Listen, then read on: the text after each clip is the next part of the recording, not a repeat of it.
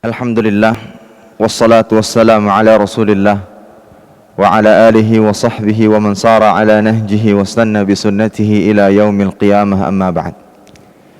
Ikhwatal iman, a'azzani Allah wa iyyakum jami'an. Alhamdulillah, senantiasa kita panjatkan rasa syukur kita kepada Allah Ta'ala atas segala kenikmatan yang Allah Ta'ala limpahkan kepada kita.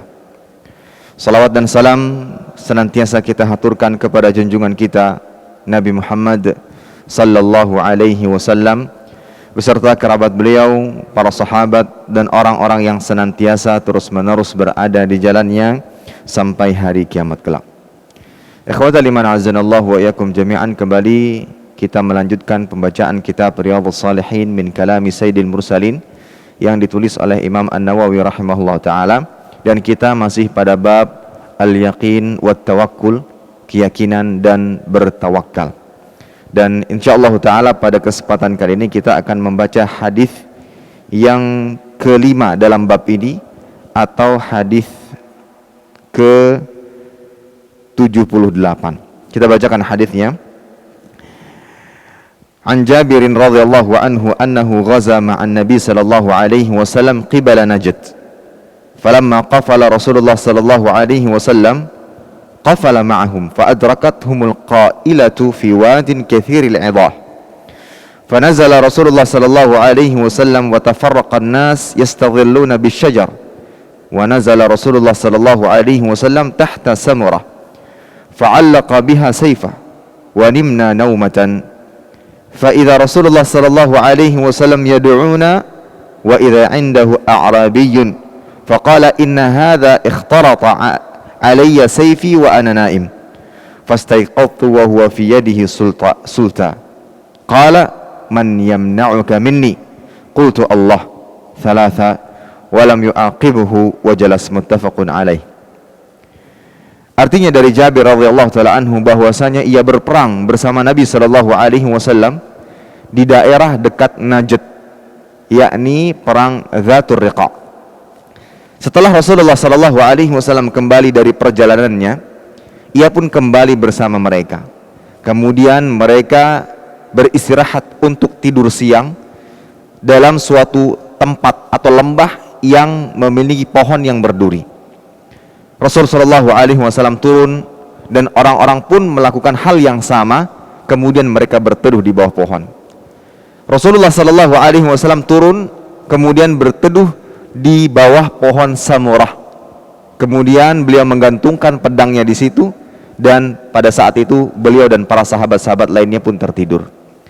Tiba-tiba Rasulullah sallallahu alaihi wasallam, kata Jabir, memanggil kita, dan tatkala para sahabat terbangun, ternyata di sisinya ada A'rabi, orang Arab dari pegunungan, yang mana Nabi sallallahu alaihi wasallam mengatakan tentang hal tersebut, orang ini telah mengacungkan pedangku padaku. Karena disebutkan bahwa Nabi sallallahu alaihi wasallam menggantungkan dan meletakkan pedangnya di pohon yang mana Nabi berteduh di bawahnya. Dan terbangun ternyata orang tersebut telah mengacungkan pedangku saat Nabi sallallahu alaihi wasallam tidur. Kemudian Nabi terbangun sementara pedangnya telah terhunus di tangan orang tersebut. Kemudian orang itu berkata kepada Nabi sallallahu alaihi wasallam sambil menghunuskan pedangnya ke arah Nabi sallallahu alaihi wasallam, siapa yang dapat menghalangi engkau dari perbuatanku ini? Siapa yang bisa menyelamatkanmu? Sementara pedang sudah sangat dekat dengan Nabi sallallahu alaihi wasallam. Maka Nabi sallallahu alaihi wasallam mengatakan dengan tenangnya, Allah. Dan beliau ulangi sebanyak 3 kali. Kemudian orang tersebut pun tidak jadi, dan Nabi sallallahu alaihi wasallam tidak menghukum orang tersebut yang akan membunuhnya, dan dia pun terduduk. Wa fi riwayah, dan ada riwayat yang lain, qala Jabirun kunna ma'a Rasulillah sallallahu alaihi wasallam bi Dzatir Riqa fa idza ataina ala syajaratin dhalilatin taraknaha li Rasulillah sallallahu alaihi wasallam faja'a rajulun minal musyrikin wa sayfu Rasulillah sallallahu alaihi wasallam mu'allaqun bisyajarah fakhtaratahu faqala takhafuni qala la qala faman yamna'uka minni qala Allah.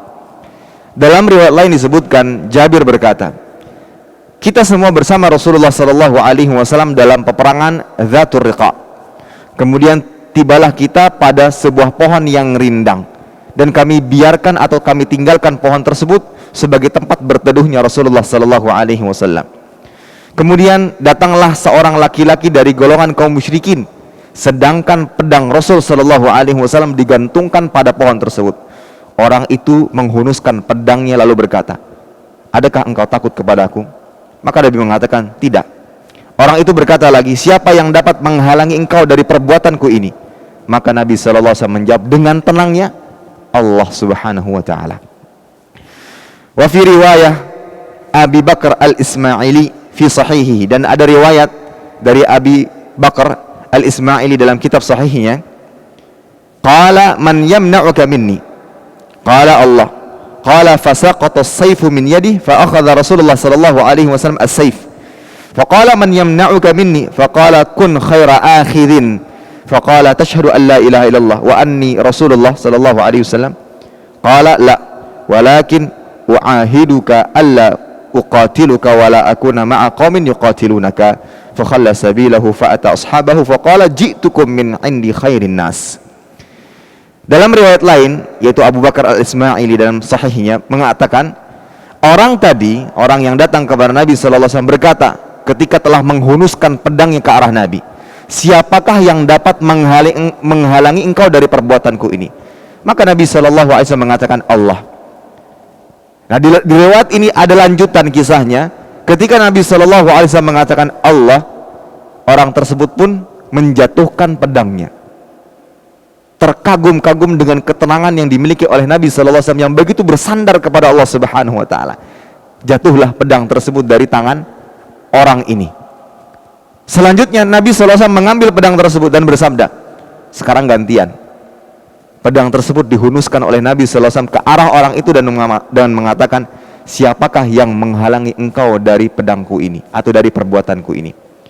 Maka orang tersebut mengatakan, "Kun khaira akhir." Jadilah engkau wahai Muhammad sebaik-baik orang yang diminta perlindungan.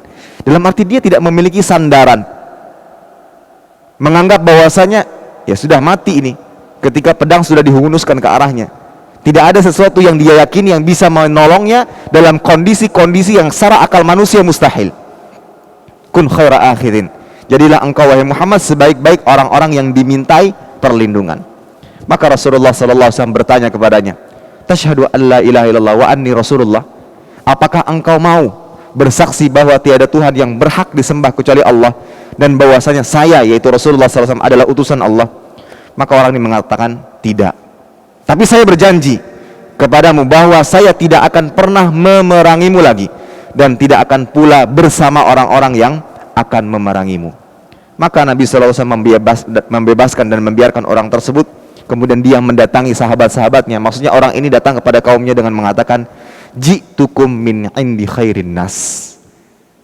Saya datang kepada kalian dari manusia yang terbaik, dari sebaik-baiknya manusia. Ini pengakuan dari orang-orang yang tidak beragama Islam. Ini pengakuan dari orang yang hendak membunuh Rasul sallallahu alaihi wasallam. Yang sebelumnya mungkin dia mendengar bahwa Rasul demikian. Dia buktikan secara langsung ternyata Rasul sallallahu alaihi wasallam yang mereka musuhi adalah manusia yang terbaik. Ini khawatir liman azanallahu wa ikum jami'an. Apa syahid hadis atau kandungan hadis atau inti pendalilan dari hadis di atas? Maka hadis di atas ya khawatir liman azanallahu wa ikum jami'an menunjukkan bagaimana cara hamba dalam merealisasikan tawakal yang sebenarnya kepada Allah Subhanahu wa taala. Yang pertama yang harus dia tumbuhkan dalam dirinya adalah sebagaimana yang pernah kita sampaikan, yaitu keyakinan. Keyakinan yang kuat bahwa Allah Maha memberi kemudahan, Allah Maha menjauhkan kita dari keburukan. Itu harus kita betul-betul tanamkan dalam diri kita sebelum kita beraktivitas, sebelum kita melakukan kegiatan-kegiatan tertentu. Yakini bahwa Allah Maha memberi kemudahan, kebaikan dalam segala urusan. Dan yakin Allah Maha menjauhkan kita dari segala keburukan-keburukan. Allah Maha mampu, sangat mudah bagi Allah Ta'ala. Itu yang harus kita yakini, yang pertama kali. Kemudian yang kedua, atas dasar keyakinan tersebut, bismillah, seorang hamba akan mulai melangkah berusaha mengikuti prosedur dan mengikuti aturan yang ada agar mencapai dan mewujudkan apa yang ia cita-citakan dengan kemampuannya. Ketika dia punya proyek ini, punya program ini, punya rencana ini, dia berusaha sesuai dengan kemampuan yang dia miliki, serta diiringi dengan doa. Usaha tersebut dia iringi dengan doa, mohon pertolongan, mohon kemudahan, mohon agar dijauhkan dari keburukan. Kemudian yang ketiga, menyandarkan dan memasrahkan segala urusan dan hasil hanya kepada Allah Subhanahu wa taala. Dia sudah yakin Allah Maha mampu memberi kemudahan. Dia sangat yakin Allah sangat mudah untuk menjauhkan segala urusan kita dari keburukan. Kemudian dia berusaha diiringi dengan doa. Yang tersisa ya sudah tawakal. Dia pasrahkan semuanya kepada Allah Subhanahu wa taala. Lancarnya, mudahnya urusan kita, hasilnya kelak, itu semua di tangan Allah Subhanahu wa taala. Ya. Itu di antara buah keyakinan yang pertama kali kita sebutkan, bahwa ketika seorang sudah yakin, dia berusaha diiringi dengan doa, maka pada saat itu dia akan bertawakal dengan sebenar-benarnya tawakal. Dan dia sangat yakin apapun yang akan dia dapatkan nantinya dari hasil, itu yang terbaik baginya. Allah Maha tahu apa yang terbaik baginya. Wa asa an takrahu syai'aw wa huwa khairul lakum. Boleh jadi kamu membenci sesuatu padahal itu amat baik bagimu. Oleh karena itu Nabi SAW berpesan dalam hadis yang diriwayatkan Imam Muslim, la yamutanna ahadukum illa wa huwa yuhsinu dhanna billahi ta'ala. Janganlah kalian mati, meninggal dunia, melainkan dia harus dalam keadaan senantiasa berprasangka baik kepada Allah Subhanahu wa taala. Apapun hasil dari usaha dan jerih payah yang kita lakukan, kita harus senantiasa berhusnudzon kepada Allah Subhanahu wa taala. Dan ini adalah hakikat tawakal yang sebenarnya. Dan itulah yang dipraktekkan oleh Nabi sallallahu alaihi wasallam dan dicontohkan atau yang terjadi dalam kehidupan Nabi sallallahu alaihi wasallam. Bayangkan sudah berperang dan itu bagian daripada usaha i'la kalimatillah, untuk mengangkat dan menginginkan kalimat Allah Subhanahu wa taala. Jihad di jalan Allah Subhanahu, selesai perang, pulang perang, ingin beristirahat. Ternyata dalam kondisi seperti itu ada musuh yang datang di tengah-tengah kondisi sedang capek, lelah, letih, beristirahat, tidur. Tiba-tiba ada yang menghunuskan pedang ke arah Nabi sallallahu alaihi wasallam. Sementara para sahabat pun tidak sigap, tidak siap dalam kondisi saat itu. Tiba-tiba ada yang membuntuti, kemudian menghunuskan pedang. Di saat itu dia seorang hamba yang beriman, dia akan betul-betul pasrah. Dan dia yakin Allah Maha Penolong. Sama sekali tidak ada keraguan, sama sekali tidak ada kekhawatiran, karena dia yakin apapun yang terjadi setelah ini pasti baik. Pasti baik. Sehingga dengan entengnya dan dengan ketenangan Nabi mengatakan Allah. Ya. Nah ini ikhwatal iman azanallahu wa iyyakum jami'an. Maka tatkala kita berada pada titik yang sama sekali tidak lagi bisa kita usahakan, sudah pasrah. Pasrahkan semuanya kepada Allah Subhanahu wa taala. Kita sudah berusaha sekeras mungkin, segiat mungkin, segala prosedur dan rencana sudah kita ikuti dengan baik. Ternyata Allah Ta'ala berkehendak lain di luar daripada rencana kita sebagai manusia. Yakin bahwa itu yang terbaik dan pasrahkan semuanya kepada Allah Subhanahu wa taala agar kita bisa mendapati segala macam kebaikan-kebaikan darinya. Maka itu adalah inti pendalilan dari hadis tadi. Dan Nabi SAW yang mempraktikkan bahwa itulah tawakal sebenarnya. Ketika kita sudah berada pada titik, mungkin untuk orang-orang yang tidak beriman, dia akan berputus asa, dia tidak ingat Allah Ta'ala, bahkan justru na'udzubillah mengucapkan kata-kata kufur dengan mengatakan Allah tidak adil, Allah, dan seterusnya. Orang beriman justru kebalikannya, dia justru memasrahkan semuanya kepada Allah. Allah, engkau maha tahu apa yang terbaik bagi hamba. Di situasi saat ini engkau yang paling tahu apa yang terbaik bagi hamba. Berikanlah segala macam kemudahan dan jalan keluar dari segala macam kesulitan yang saya dapatkan. Ya, ini akhwatal iman azanallahu wa iyyakum jami'an. Faedah yang kedua yang bisa kita ambil dari hadis di atas adalah bahwa akhlak mulia salah satu kunci kesuksesan dalam berdakwah, dalam mendakwahkan syariat agama. Dan ini seringkali diulang diulang-ulang bahwa dalam berdakwah, dalam menyampaikan ilmu harus dibarengi dengan akhlak mulia. Bahkan Umar bin Khattab mengatakan, kun du'at ilallah wa antum samitun. Jadilah kalian dai-dai di jalan Allah Ta'ala dalam kondisi diam. Ketika kita melihat kondisi, contoh saya sebagai anak melihat keluarga saya, bapak, ibu, paman, bibi, belum bisa saya dakwahkan dengan lisan, belum bisa, belum saatnya, maka kita dakwahkan dulu dengan diam. Dengan diam ini maksudnya apa? Bi akhlakikum, dengan akhlak kalian. Itu adalah bagian daripada dakwah. Ketika kita bermuamalah dengan orang tua, dengan paman, bibi, dengan keluarga, sampaikan kata-kata yang baik, sopan. Itu bagian daripada dakwah yang membuat mereka akan semakin penasaran di mana kita belajar yang bisa membuahkan akhlak yang begitu manis. Nah, itu dakwah dengan akhlak mulia. Akhlak mulia itu adalah salah satu kunci kesuksesan dalam berdakwah. Terlebih lagi di zaman ini. Terlebih lagi di zaman ini. Sebagaimana dikatakan oleh Syekh bin Baz rahimahullah taala, "Hadzal 'asr 'asrur rifqi wal sabri wal hikmah wa laysa 'asr syiddah. An-nas aktsaruhum fi jahlin, fi ghaflatin wa ithar lid-dunya. Fala budda minas sabr wa la budda minar rifq hatta tasil ad-da'wah wa hatta yablugha an-nas wa hatta ya'lamu." Zaman ini, di zaman Rasulullah SAW sudah dipraktekkan itu yang namanya berdakwah dengan akhlak, dakwah dengan akhlak.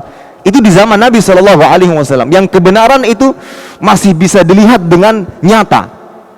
Ketika ada yang tidak difahami oleh para sahabat, mereka akan bertanya kepada Nabi SAW. Itu di dakwah yang tersebar di sana dengan akhlak. Terlebih lagi zaman saat ini yang banyak kejahilan, fitnah di mana-mana. Maka beliau mengatakan zaman ini zaman yang butuh dengan kelemah lembutan, sabar, hikmah. Bukan lagi zamannya dakwah dengan kekerasan, dakwah dengan tidak hikmah. Kenapa? Karena kebanyakan manusia dalam kondisi jahil, lebih mementingkan dunia. Padahal mereka dengar ayatnya, mereka dengar hadisnya, dan itu yang kita lihat saat ini. Diingatkan tentang neraka, diingatkan tentang akhirat, sama sekali tidak bisa merubah hatinya yang sudah membatu, yang sudah keras. Lantas bagaimana kita bisa berdakwah kepadanya dengan cara yang keras? Harus dengan kelemah lembutan. Harus dengan kelemah lembutan. Ya. Orang terlalu banyak mementingkan dunia, ini zamannya. Maka beliau mengatakan fala budda minas sabr, wajib bersabar. Wala budda minar rifq, wajib dengan kelemah lembutan. Hatta tasilat dakwah. Agar dakwah ini sampai.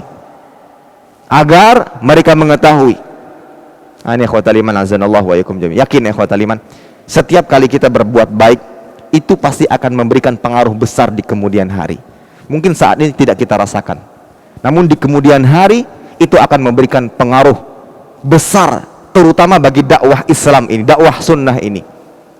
Walaupun dia bukan bagian dari orang-orang besar, bukan bagian dari mubaligh, bukan bagian dari ustadz yang menyampaikan ilmu, dia mungkin hanya murid, dia mungkin hanya pendengar, tapi bukan berarti tidak ada keikutsertaan dalam menyebarkan dakwah. Dakwah yang bisa dia lakukan yang pertama kali adalah dengan akhlaknya. Buktikan bahwa selama ini saya belajar dalam majelis ini, dalam kajian ini, ada buah yang bisa terlihat dan bisa dirasakan, yaitu akhlak. Nah, ketika itu yang kita tampilkan, kita tampakkan di hadapan masyarakat, itu bagian daripada dakwah. Itu bagian daripada dakwah. Apalagi yang background mereka adalah para penuntut ilmu. Dan ingat, perbuatan sekecil apapun bagian dari akhlak itu pasti akan memberikan pengaruh besar di kemudian hari. Harus yakin itu akan memberikan pengaruh besar. Terkadang kita ngomong dengan seseorang dengan tutur kata yang baik, dengan akhlak yang baik, tiba-tiba di kemudian hari, Mas, saya yang pernah ketemu dengan antum saat itu, Ana boleh nggak minta buku-buku ini dan ini? Di mana ya belinya? Antum tahu nggak jadwal kajian? Kita nggak pernah intent komunikasi dengannya kecuali pertama kali, saat itu saja. Tapi ternyata itu memberikan pengaruh kepadanya di kemudian hari. Maka jangan pernah remehkan kita dakwah dengan akhlak mulia. Wallahu a'lam bishawab. Itulah yang dicontohkan oleh Nabi sallallahu alaihi wasallam dalam hadis di atas. Ya. dan ini akan memberikan pengaruh besar kepada dakwah Islam. Demikian kiranya bisa saya sampaikan, mudah-mudahan bermanfaat. Kurang dalam pinjam maaf. Kita tutup dengan doa kafaratul majelis. Subhanakallahumma bihamdika asyhadu an la ilaha illa anta astaghfiruka wa atubu ilaik. Assalamualaikum warahmatullahi wabarakatuh.